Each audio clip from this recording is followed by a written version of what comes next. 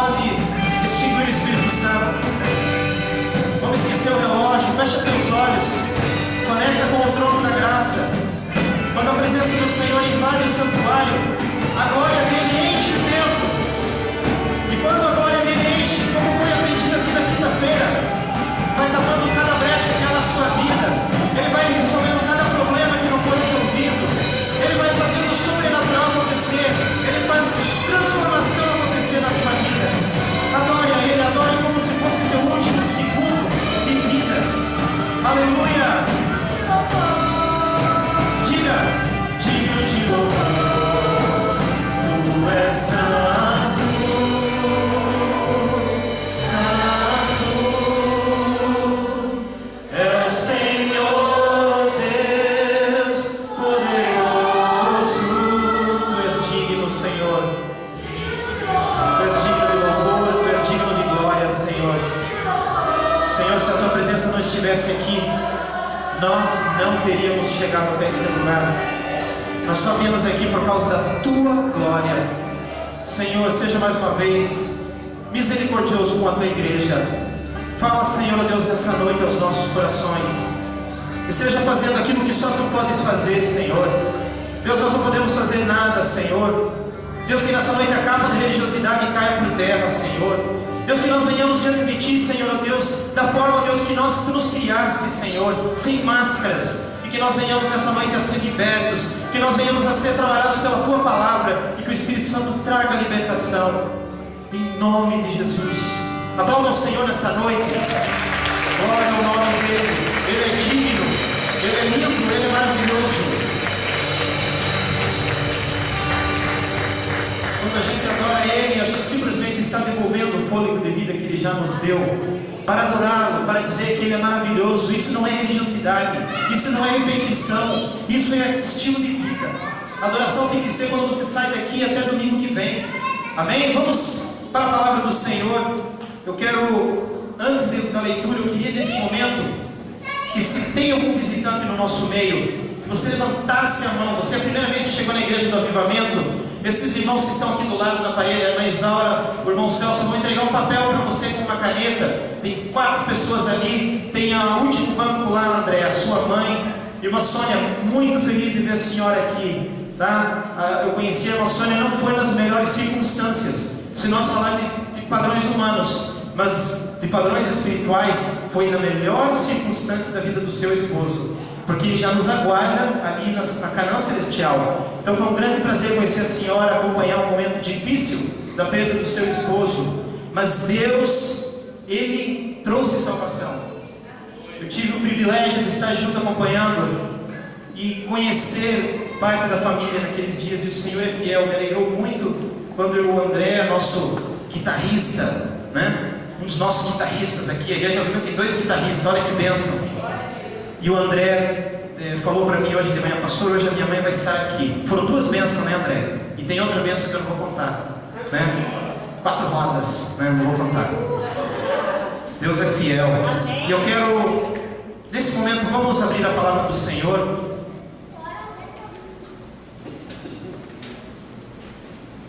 Maravilhoso esse lugar. Se fosse possível, nós ficávamos adorando até as 10 horas da noite, não é, irmãos?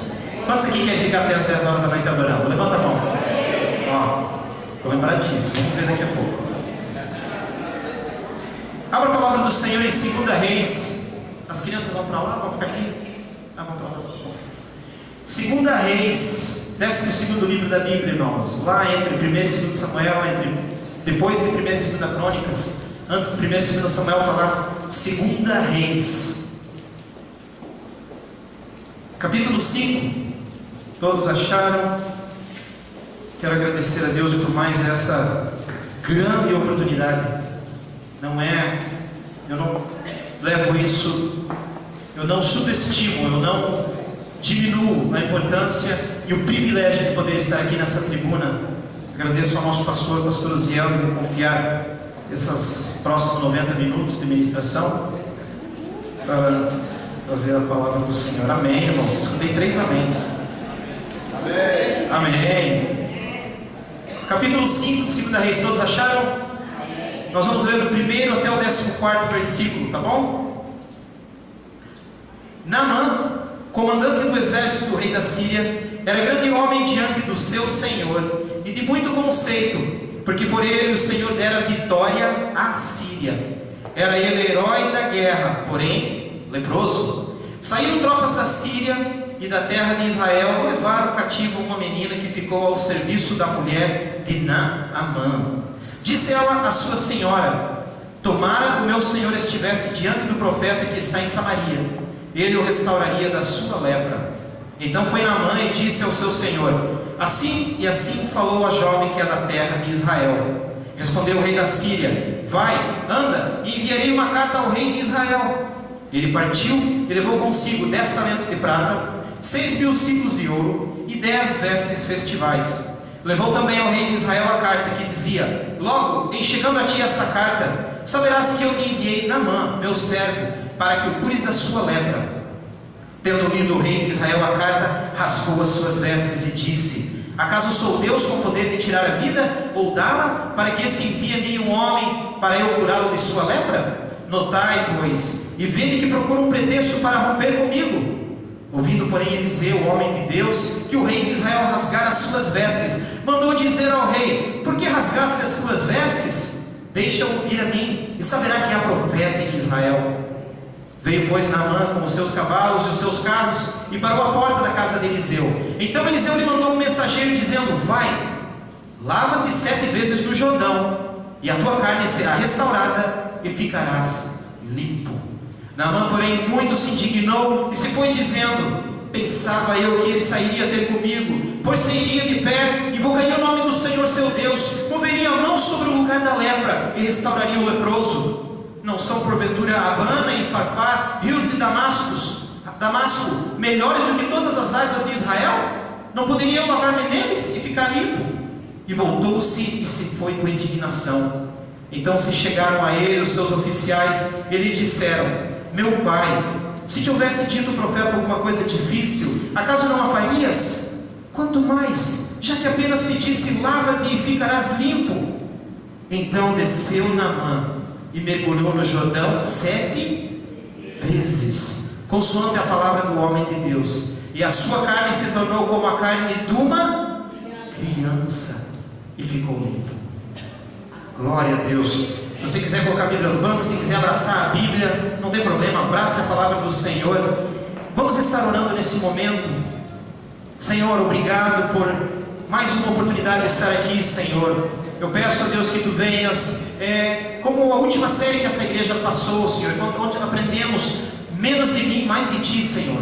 Que o Teu nome possa ser glorificado nessa noite, Senhor, e que eu desapareça aqui, Senhor. Deus, em nome de Jesus, fala, Senhor, que a Tua palavra seja como uma lança, Deus, que penetre o coração de cada um dos Teus filhos, e que nós venhamos a pôr em prática aquilo que o Teu Espírito Santo quer que nós façamos. Assim nós Te louvamos e Te agradecemos. Senhor, agora nesse momento também eu quero Te agradecer, ó Deus, pelo livramento na família do irmão Marco, da irmã Grace, do Jean, da Sofia. Senhor, nós sabemos, ó Deus, que o inimigo tem investido com fúria contra a Tua igreja, mas mais uma vez nós vimos que o Senhor é bom, e o Senhor cuida dos Seus filhos. Obrigado, ó Deus, pela irmã Eliane Simões, ó Deus, que fez a cirurgia ontem, e já se encontra bem, Senhor. Obrigado, Deus, por cada um dos Teus filhos, ó Deus. Eu sei que nós sairemos daqui impactados pela Tua palavra e pela Tua presença, e no final nós daremos toda a honra e toda a glória ao nome de Jesus. Queria que você dissesse amém, um amém pentecostal, e sentasse. Glória a Deus. Olha, irmãos, domingo passado, conversando com meu cunhado, o pastor Oziel, ele disse para mim: se prepara para domingo que vem. E eu fui para casa e comecei a estudar, e o Senhor começou a falar no meu coração: você vai falar sobre isso. Eu falei: Senhor, mas eu não preguei outras vezes sobre essa passagem. Inclusive, ano passado aqui, numa quinta-feira, eu trouxe essa palavra, e o Senhor disse: não, você não vai pregar essa palavra, você vai pregar outra palavra. Você vai contar uma história pessoal, você vai contar um testemunho nessa noite. Eu falei: como assim, Senhor? O povo do avivamento já me conhece, eu já estou aqui há 20 meses morando aqui em Vila Velha, a gente conhece muitos irmãos, eles já sabem da nossa vida particular, em detalhes, alguns sabem mais do que eu sei, não é? E, Senhor, para que isso? O Senhor falou no meu coração: você vai falar o teu testemunho. Senhor, Então, o que eu vou ler na Bíblia se eu falar o meu testemunho? O Senhor falou: você vai falar a história de Naamã, porque a tua vida foi parecida com a vida de Naamã. Eu falei: amém, Senhor. Então, rapidinho eu quero apresentar os 3 Cs. Fala para o irmão do lado: 3 Cs. O contexto da nossa história, não é? O contexto. Nós vamos depois falar sobre a condição de Naamã e depois nós vamos falar sobre a cura. Rapidinho eu quero falar para depois rapidamente dar o meu testemunho.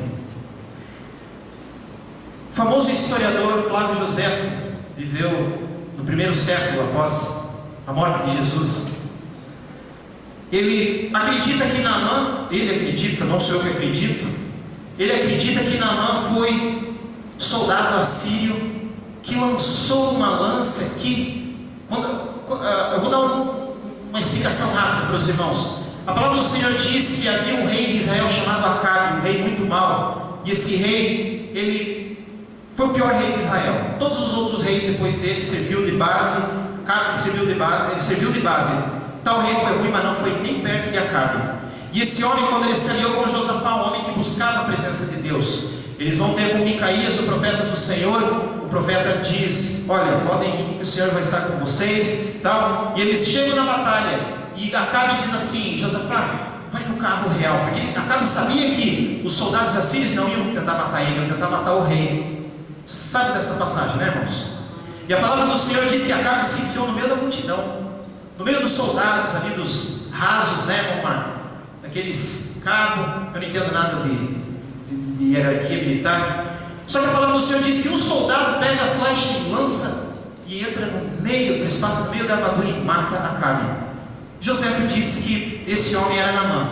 Não vem ao caso aqui. A palavra do Senhor disse aqui no versículo 1: Naamã, comandante do exército do rei da Síria, era grande homem diante do seu senhor, do seu rei. Naquela época Israel era subjugado pela Síria. E olha o que acontece. O Senhor tinha dado, porque por ele o Senhor dera vitória à Síria. Era ele herói da guerra. Irmãos, a Síria era a nação mais poderosa naquela época. Ele era um homem milionário, um homem que tinha tudo a seu. Simplesmente ele dizia: faça tal coisa, vem aqui, vai lá, rei, eu quero tanto, me empresta tanto, eu quero esse dinheiro, libere esse dinheiro, liga para o gerente do banco, faz uma transferência aí agora. Ele era um homem super poderoso. Só que sempre tem um porém. E aí a gente vai sair do contexto e vai para a condição. Ele era o quê? Leproso. O que a lepra simboliza no Velho Testamento principalmente? A lepra sempre simbolizou. Alguém sabe dizer o que a lepra simboliza? O que a lepra simboliza na Bíblia? Pecado. A lepra sempre simbolizou o pecado. Por que a lepra simboliza pecado na Bíblia? Por que não é o câncer? Uma doença que é raríssima, cura, uma doença que causa dor, que a dor é insuportável. E uma das coisas interessantes é que o pecado, ele não causa dor insuportável. O pecado, ele anestesia a pessoa. A pessoa que começa a se afastar dos caminhos do Senhor e começa a praticar aquilo que outrora praticou, o primeiro sintoma do pecado é a anestesia espiritual, é a dormência espiritual. Antes aquilo que o Espírito Santo vinha e falava: não faça, e você corria para os pés do Senhor pedir perdão, agora já não faz mais diferença. A lepra, a diferença da lepra do câncer é exatamente essa. É uma doença traiçoeira, porque você não percebe. Você entra no fogo e você não sente. Você pode olhar para a tua mão, pegar fogo e você não sente a dor. Na África, na Índia, até hoje existem colônias com leprosos. E um estudioso americano estudou muito tempo com essas pessoas. E ele disse que um leproso, ele está aqui e ele estava fazendo batata doce e caiu no fogo. E ele foi pisando em brasas e pegou a batata que estava ali no fogo e saiu, e todo mundo ficou olhando horrorizado. O couro, as pernas queimadas, enrugadas no fogo, queimadura de 2º, 3º grau. E a pessoa, como se nada tivesse acontecido. A lepra significa isso: supressão da sensação térmica. A pessoa não sente mais calor e não sente mais frio. Às vezes a gente olha para a nossa vida, a palavra do Senhor diz assim em Apocalipse: oxalá você fosse frio ou quente, Se você for morno, eu vou vomitar você da boca. Porque quando você é gelado, você serve para alguma coisa. Quando você é quente, você serve para alguma coisa. Mas quando você é morno, você não serve nem para lá e nem para cá. A lepra é falta de dor, é falta de arrependimento, é falta de colocar-se em posição e dizer: Senhor, eis-me aqui. O Espírito Santo, Ele vem e fala com você. Ele fala a segunda vez, Ele fala a terceira, e agora vira uma rotina. E de repente você já está fazendo coisas horrorosas, escabrosas, e você diz assim: que interessante, irmã Isaura, há um ano atrás, quando eu vi esse tipo de filme, na hora eu me sentia mal. Hoje eu faço e nada acontece. E aí você vira aquele crente e não dá nada. O crente não tem problema. Ah, que papo careta. Ah, Jesus se divertia. Ah, Jesus transformou água em vinho para todo mundo se bebedar, não é? Aí usa a Bíblia para o seu prodas, o seu pecado. E outro problema da lepra é que ela não deixa você receber uma grave lesão. Casos de pessoas, eu falei aqui, lembra, Samuel, naquela quinta-feira, até fiz umas brincadeiras aqui, de pessoas que perderam partes do corpo e não perceberam. Prenderam na porta e foi descobrir 15 minutos depois que tinha perdido uma parte do corpo. É assim, é nojento, não é? Ninguém vai comer depois do culto. A lepra é pior do que qualquer outra doença, e por isso que na Bíblia a lepra simboliza pecado. Por que a lepra não é comparada com a AIDS? Porque a AIDS até hoje não foi achada a cura. A lepra sim tem cura. Existe um tratamento. A lepra, ela é altamente transmissível através de saliva, através de contato. É por isso que a maioria das pessoas que têm lepra são adultos, porque demora de 5 a 20 anos o surgimento dela. Então é um longo contato com o leproso, onde a pessoa vai adquirir a lepra. Outra razão que a lepra é paralela ao pecado, ela simboliza o pecado porque ela vai matando aos poucos. A pessoa não percebe, porque toda vez que você sente dor, é acusando de alguma coisa. Ai, dor nas costas, alguma coisa está errada. Você vai no médico achando que a coluna é o fígado. Você vai lá e é pedra no rim, não é? E quando a pessoa não tem dor, ela tem uma sequela, ela tem uma lesão, ela vai definhando e morre sem sentir dor. É por isso que a morte da pessoa que tem lepra é quase certa. E eu queria falar para você uma coisa, uma novidade. Eu sei que você talvez já saiba. Quantos de nós aqui fomos atingidos pelo pecado? Quantos de nós aqui nascemos leprosos? Conforme a Bíblia, a palavra do Senhor diz assim, que todos nós somos leprosos. Todos nós nascemos em pecado. A palavra do Senhor está lá em Romanos 3:23. Porque todos pecaram e destituídos estão da glória de Deus. Vamos falar de coisa boa, vamos falar de cura. O terceiro C, a gente falou do contexto, nós falamos da condição, e agora eu quero falar da cura. Tem que ter uma parte boa nessa mensagem, né? No versículo 2, a palavra do Senhor diz assim, que uma menina que era serva da esposa de Naamã, ela diz no versículo 3, se o meu Senhor estivesse diante do profeta de Israel, certamente ele seria curado. Será que nós temos humildade ainda para ouvir um servo? Alguém que você olha e diz, eu não acredito que Deus pode usar aquela pessoa. A salvação ela não veio da forma que muitos imaginaram. A cura para a lepra humana não veio da forma que todos acharam. O Messias era esperado sim, mas era esperado o céu se abrir e escadarias de ouro. E Deus mandaria o seu filho, e ele chegaria com pérolas, rubis, com coroas de glória.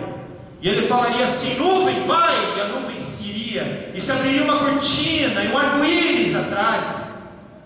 E ele viria e nasceria no lugar mais bonito do planeta. Quem sabe ele estaria lá naqueles jardins suspensos da Babilônia, nas grandes maravilhas do mundo. Não, Jesus nasce numa humilde manjedoura. A palavra do Senhor diz que eles vão em todos os hotéis e diz assim, e não havia lugar na estalagem. Até hoje eu penso que o dono dessa estalagem, ele olha para trás e diz assim, irmão Celso, imagine a reação desse homem quando ele olha e diz assim, eu não sei onde ele está hoje, por que eu não achei mais um lugarzinho? O Rei dos Reis não nasceu no meu hotel porque não tinha lugar para ele. Os judeus esperavam a salvação, a cura, vir de um outro jeito. O Filho de Deus não pode vir dessa maneira. O quê? Belém, Belém da Judéia, Nazaré. Que terra é essa? Ah, Jesus, dá licença. E é assim que Jesus faz a sua palavra. Deus, Ele sempre traz a cura de uma maneira diferente. Eu queria, alguém aqui que sabe, eu vou dar depois um livro do pastor Osiel de presente. Qual é o nome da menina? Ninguém vai ganhar um livro, porque a Bíblia não fala. Não tem nome. Não tem nome. E olha que interessante, Naamã, um homem poderoso, o que ele faz? Está leproso. Ele vai para onde? A menina falou assim: olha, se você estivesse diante do profeta de Israel, você seria curado. Naamã, obviamente, vai falar com quem? Com o rei, o homem mais poderoso da época, o rei da Síria. Ele chega lá e fala assim: ó rei, estou com essa lepra, e aquela menina, aquela escrava, que a gente resgatou da família dela, tiramos ela da sua família, não é? Os babilônicos, os assírios, na época eles passaram, assim como a Babilônia tinha feito, eles pegavam os melhores, olhavam para aquele: esse aqui tem força, vai trabalhar, vai ser escravo. Essa menina não tem jeito, vai cuidar da casa. Uma menina nova. A Bíblia fala em algumas versões pequena e em outras versões fala jovem. No original, é isso que quer dizer jovem. Em alguns lugares se fala pequena, como se ela fosse uma jovem novinha, muito novinha. E Naamã fala com o rei da Síria. O rei da Síria manda ele para o rei de Israel. No caso era Jorão. Acabe tinha morrido. Acasias assume o trono. Era o reino do norte, o reino de Israel. Acasias reina 2 anos, morre. Como ele não tinha filho, então o próximo irmão na lista, filho de Acabe, chamado Jorão, assume o reino no seu lugar. Um homem que tinha, como todos os outros reis de Israel, irmão Júnior, abandonado a Deus. E agora ele rasga as suas vestes. Chega na mão com um monte de dinheiro, mais ou menos uma estimativa do valor que ele trouxe: 85 quilos de ouro, 200 e alguma coisa quilos de prata, se eu não me engano. Mais ou menos uma estimativa que eu fiz, seriam 2,5 milhões de dólares. Isso seria em torno de quase 6 milhões de reais hoje, na nossa inflação, na nossa economia. Imagine você chegar alguém aqui na porta e falar assim: pastor Osiel, ora por mim, pastor Osiel, que eu estou trazendo uma oferta de 6 milhões de reais e vou pagar você, vou pagar a igreja, vou dar na oferta aqui na igreja esse dinheiro. Se o pastor Osiel morasse, provavelmente eu seria o GSzinho, não é? Pastor Osiel, você aqui é para morar agora, Deus vai ter que curar. O que nós vamos fazer com 6 milhões de reais? Vamos construir uma baita numa igreja, não é? Que nós não sejamos GSzinho, né, irmãos? E aquele homem chega diante do rei de Israel com toda aquela prata, com vestes festivais, vestes caríssimas, e o rei rasga as suas vestes. Ele poderia ter pegado uma das 10 vestes e vestir depois, né? E aceitar. E ele diz assim: não sei, vocês estão achando pretexto para guerrear comigo? Aonde que já ouviu falar alguém? Sou eu? Deus para curar alguém? Olha só, mesmo sabendo que Deus tinha poder para curar, ele não servia a Deus. E aqui eu trago um outro paradoxo, um outro paralelo, como às vezes a gente faz, não é? A pessoa está afundado no vício, no pecado, cada vez mais distante de Deus. E quando você vem falar: não, eu temo a Deus, Deus é Pai, Deus é bom, eu jamais exaltarei a minha voz contra o Altíssimo. É o rei de Israel aqui. Ele reconhecia o poder de Deus, mas não servia. Ele diz assim: não existe quem possa fazer isso. E Eliseu diz assim: tem profeta em Israel. Agora eu quero mostrar para vocês os erros de Naamã. E eu queria que vocês prestassem atenção nos erros que ele comete, porque mais tarde isso vai simbolizar o que eu vivi, parte da minha vida, olhando para os lugares errados, buscando salvação nos lugares errados, fazendo jogo religioso para ser salvo e ser achado digno diante de Deus, olhando para Deus dizendo: Deus, a tua palavra diz que aqueles que te abandonarem, tu vais amaldiçoar as 2 ou 3 gerações, mas aqueles que são fiéis a ti, tu vais abençoar até 1000. Então, Senhor, olha aí, eu sou neto do pastor Antônio Micalichi, um homem que orava toda a madrugada, um homem que levantava cedo e não dava um passo sem falar do teu amor, um homem que morreu em cima do púlpito pregando, porque a vida dele era pregar. E um dia lá no céu eu vou poder compartilhar olhar e ver de pessoas que foram alcançadas através da vida do homem. Pastor Antônio Micalichi, Senhor, e se a tua palavra é certa, então eu tenho muito crédito diante de Deus, porque tu tens que abençoar até a 1000ª geração. Não precisa nem até a 1000ª, só até a 3ª, tá bom? Até a 4ª, 5ª, meus bisnetos, meus tataranetos. Deus não faz isso. A salvação precisa ser individual. Deus não tem netos, Deus não tem bisnetos, Deus não tem noras, Deus não tem genros, Deus tem filhos. Ou você é filho, ou você não é nada. E olha o que acontece. Quando o profeta chega diante de Eliseu, a carruagem para aquele, vamos dizer na época que era um padrão brasileiro, uma Hilux, um Fusion, né? Fusion. O último carro, um Chrysler, não vamos falar em Chrysler, né? Não, desculpa aí, irmão Marcos. Uma Ferrari. E ele fica cheio de pompa. Avisa o homem de Deus que eu voltei, que eu estou aqui. Naamã, meu nome tem 3 As. Naamã. Eliseu quem sabe estava orando, quem sabe ele estava dobrando, né, o seu manto. Gostava de fazer aviãozinho e tal. Ele diz assim: fala para ele, e lá no Jordão, mergulhar 7 vezes, ele será curado. Aí o moço sai para fora. Que estranho, não que vou achar coragem. Vamos dizer que fosse o Geazi, que a Bíblia não disse, mas provavelmente era. Ai, deixa eu me preparar. Se esse homem dá uma ordem, eles vão me fulminar as metralhadoras deles. O Eliseu é louco. Que ideia, o cara trouxe todo presente para nós. Mas o Eliseu tem jeito mesmo. Tá culpado, e ele falou para você lá no Jordão mergulhar, sai correndo. E aqui a palavra do Senhor diz que ele fica indignado. Ele sai falando assim: que temos rios lá em Damasco, rios de água cristalina, rios transparentes. Se você derrubar lá 1 centavo, você acha depois.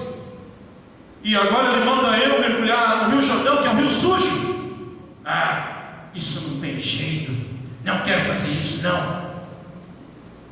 E um dos servos olha para ele e diz assim: pai, chama ele de pai, Senhor, se ele tivesse pedido para você fazer uma coisa doida, impossível, quase que impossível, você não faria. Você trouxe aqui 5, 6 milhões de reais para dar para ele, mais essas vestes, tudo isso de prata. Vai lá, mergulha, rapaz, que você está perdendo. Você está doido, você vai morrer. Sabe o que era o problema de Naamã? Orgulho. Ai, credo, como Naamã é uma pessoa estúpida. Exatamente alguns aqui nessa noite. Exatamente alguns aqui que ainda não aceitaram a salvação de graça.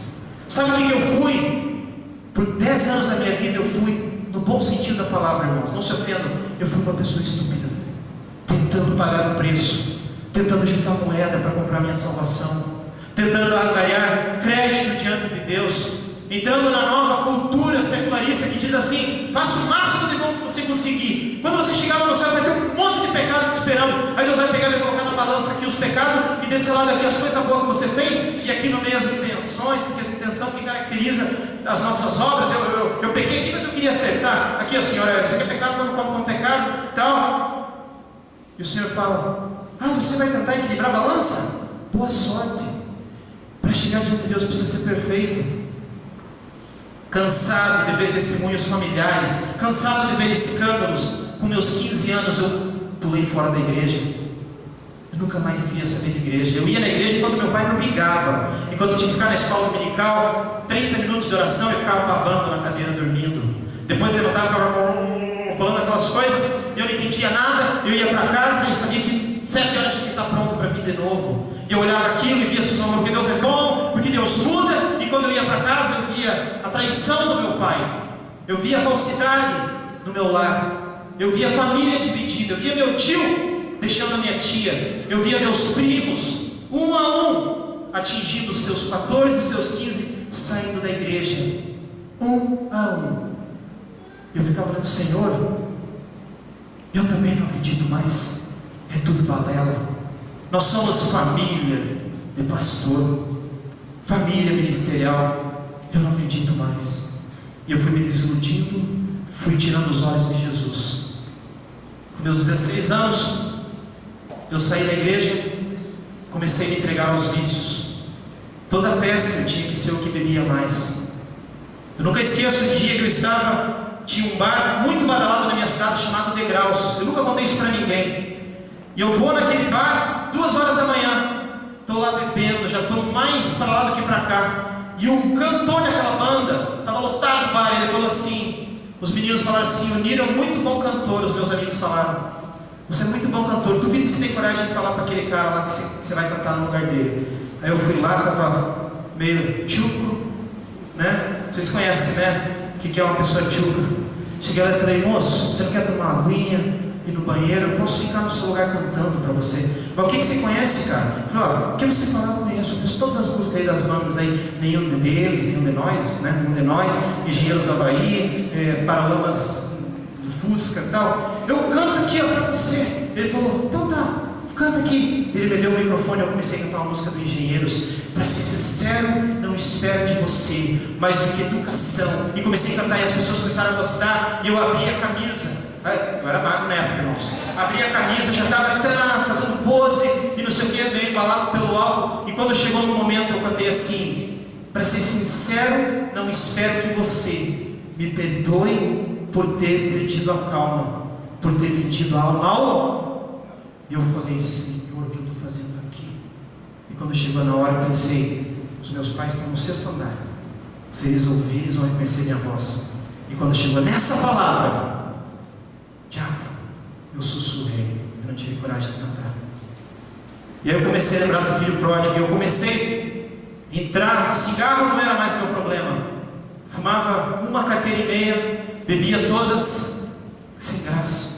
Sabe uma coisa interessante quando você começa a desfrutar dos prazeres mundanos? Não é que você começa a ver que aquilo não presta, que aquilo é lixo.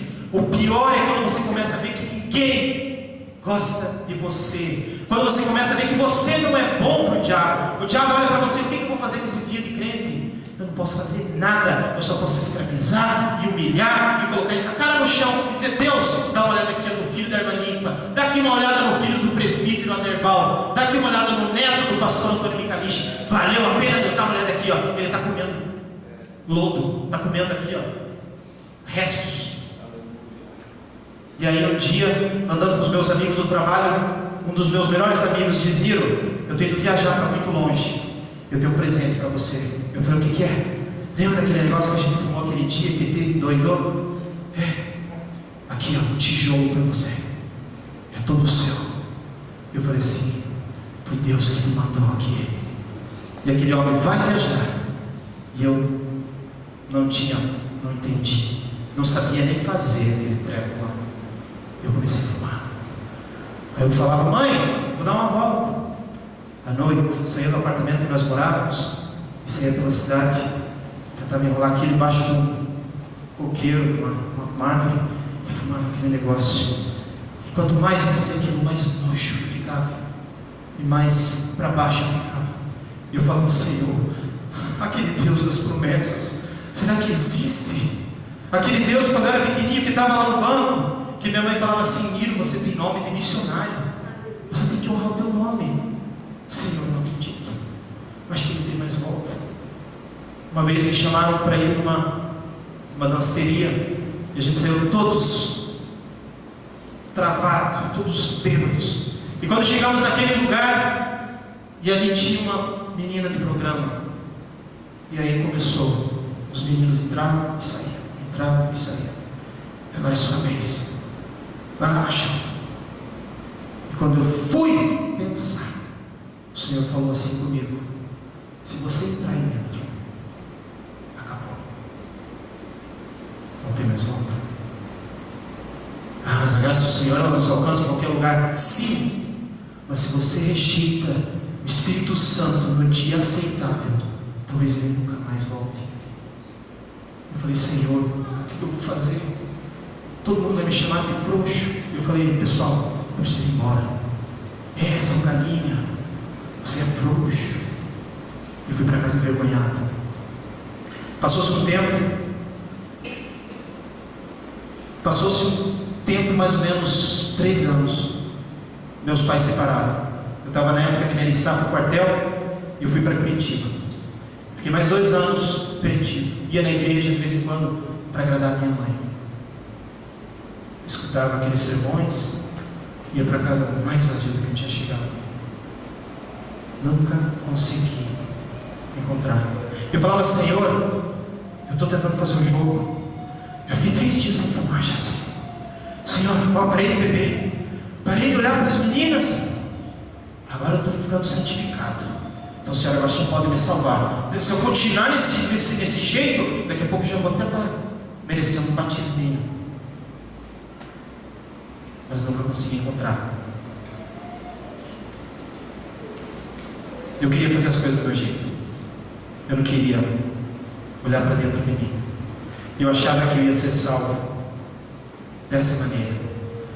Quando eu fui para a América, eu comecei a colocar perguntas. E um dia eu lembro, olhando para o céu, eu falei: Senhor, a minha mãe separou do meu pai. Eu não tenho. Olha o meu passado. Olha que família destruída. Olha o meu irmão mais velho como é que está. Olha o meu irmão mais novo como é que está. Olha a minha irmã como é que está revoltada. Ela é uma moça de 10, 12 anos e ela está revoltada. Senhor, você tem que dar um desconto aí. Senhor, não tem jeito. E aí o Senhor começou a falar comigo: você quer? Eu tenho uma outra coisa. Eu tenho o Rio Jordão para você. Não, Senhor. E assim como na mãe eu falei: Senhor, não, eu não quero fazer da forma que tu queres. Se eu me entregar, tirar a máscara da religiosidade, não, Senhor. Eu comecei a cantar no coral da igreja. Eu estou contando as semanas que eu não fumo. Eu já não faço aqueles pecados que eu fazia. Não, Senhor, me mostra um riozinho mais cristalino, me mostra um rio mais puro. Não, você precisa mergulhar no Jordão. Você precisa sacrificar a tua carne. Você precisa se humilhar. Você precisa ir diante da igreja e lá na frente dizer: eu preciso de Jesus. Mas o pessoal do coral vai ver que eu não sou aquelas coisas. E mesmo depois de estar frequentando a igreja, o pastor Ziel me conhece nessa época. A pastora Gisele me conheceu. Eu era um mês o crente mais fervoroso da igreja. Aquele que, se o pastor comprasse a passagem e jogasse lá no meio da África, ganhava metade da África para Jesus. No outro mês eu estava desviado em casa. As pessoas me ligando. Eu não atendi o telefone. Próximo mês, viciado de novo, atolado no pecado. No outro mês, voltava para a igreja. Aí eu voltava para cantar. Meu lugar voltava para louvar. Eu estava orando, eu estava nas orações. E era assim a minha vida. Altos e baixos. Até que um dia Deus falou: Niro, até onde que vai esse jogo? Até onde que vai essa religião? Você quer um encontro real comigo? Aí eu falei: Senhor, eu comecei a observar na minha mão a lepra. Eu comecei a observar em mim a lepra. O pecado me dominava. Eu sei: Senhor, a Mariana vai baixar a luz. E eu quero que você entenda uma coisa. Isso que eu vou fazer, essa pequena demonstração, 30 minutos antes de eu vir para a igreja, o Senhor falou: você vai fazer desse jeito a demonstração do meu encontro com Cristo. Essa aqui pode acender, essa aqui. E um dia o Senhor disse: Niro, você está tentando fazer de uma forma legal, uma forma que todo mundo vai: uau, vocês viram o Niro, como está sendo usado por Deus? Olha, vocês viram como ele agora, ele foi consagrado. Vocês viram o Niro agora como está lá na frente, liderando um grupo dos adolescentes. Eu tive que dizer: Senhor, cansei de falsidade. Eu tive que vir para o altar e me prostrar e pegar aquelas águas cheias de lodo e mergulhar 7 vezes. Num desses mergulhos foi a minha altivez. Num dos outros mergulhos foi o meu merecimento, a ideia que eu merecia. E o Senhor falou: olha no teu braço. Eu falei: Senhor, o que tem aqui no meu braço?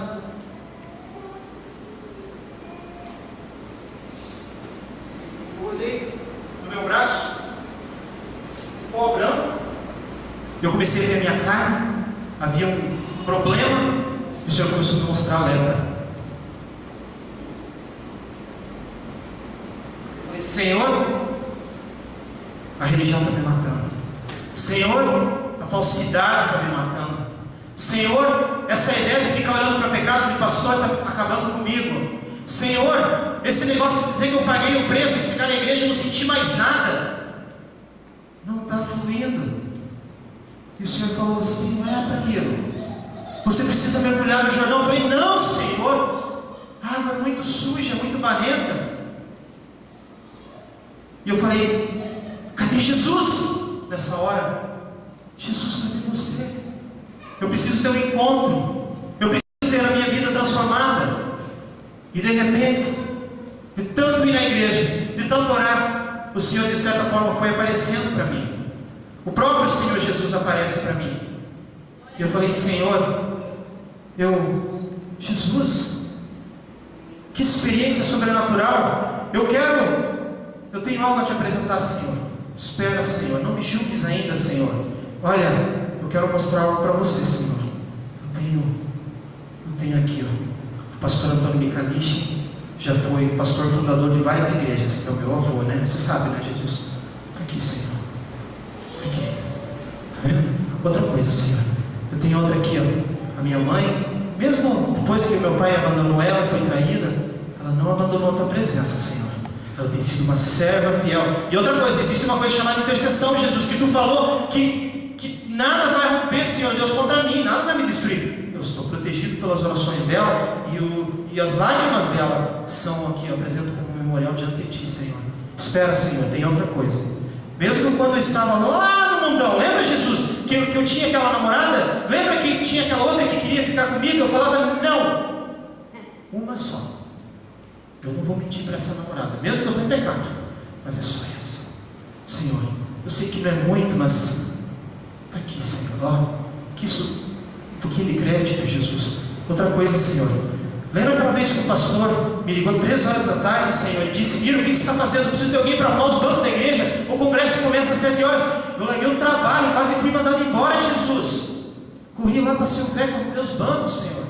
Ó, Jesus, aqui, ó. Eu sei que não é tanta coisa, mas pode ajudar com crédito. Tem outra aqui, Senhor.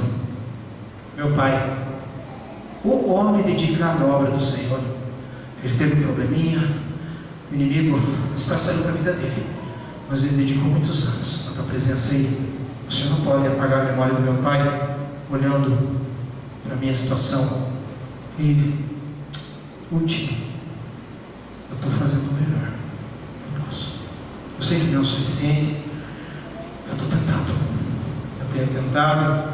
Às vezes eu tropeço, sou falho, mas, Senhor, e com esses panos, eu sei que eu vou conseguir tirar a lepra dos meus braços. O que o Senhor tem a dizer sobre isso? Isso são vestes sujas. Você precisa se lavar. Senhor, não vai valer? Isso são o melhor que eu tenho, Senhor. É a minha justiça. Não vale nada. Você precisa se lavar. O Senhor não está respondendo a minha pergunta, Senhor. Eu sei que eu tenho que me lavar, mas isso, o que o Senhor fala? Não vale?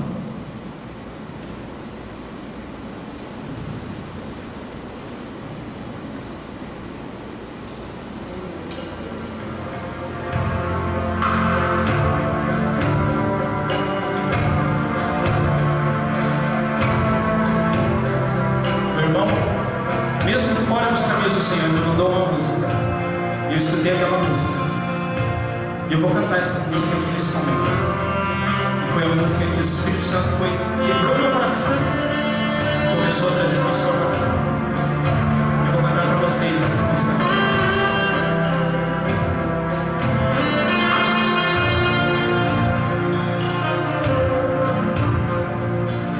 Quando eu olhar nos teus olhos, te abraçar, meu desejo é dizer: Jesus, eu amo você.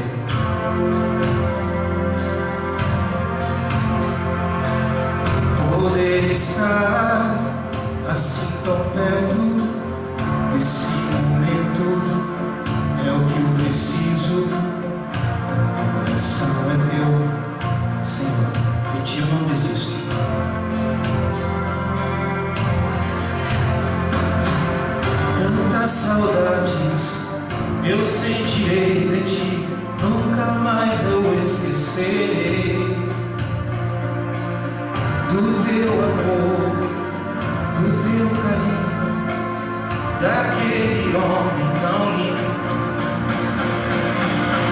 Aqui agora no meu coração, faz a minha alma ir até o céu. Quero sentir a tua proteção debaixo das asas. Onde estiveres, quero estar também. Contigo junto eu irei além, cantando glória ao Rei dos Reis, pra todos sempre. Amém.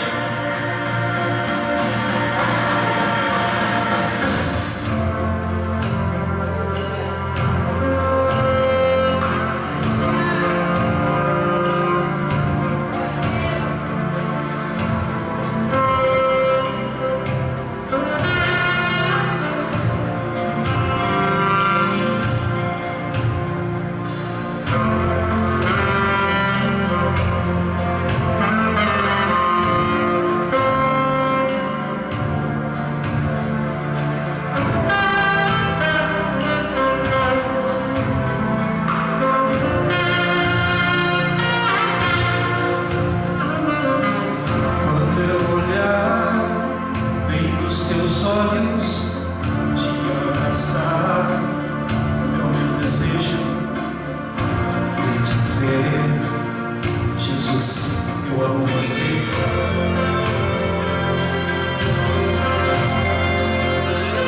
Poder estar assim tão perto, nesse momento é o que eu preciso. Meu coração é teu, Senhor, de ti eu não preciso.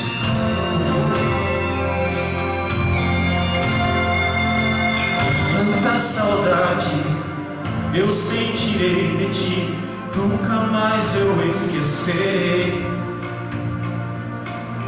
do teu amor, do teu carinho, daquele homem tão lindo.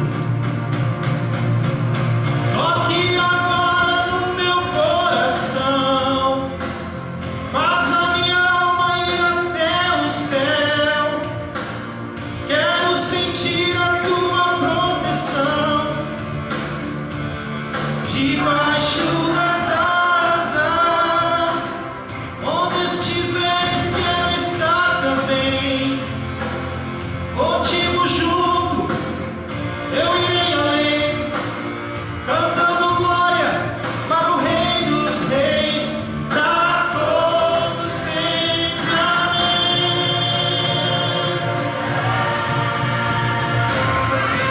E o Senhor começou a escrever uma nova história na minha vida.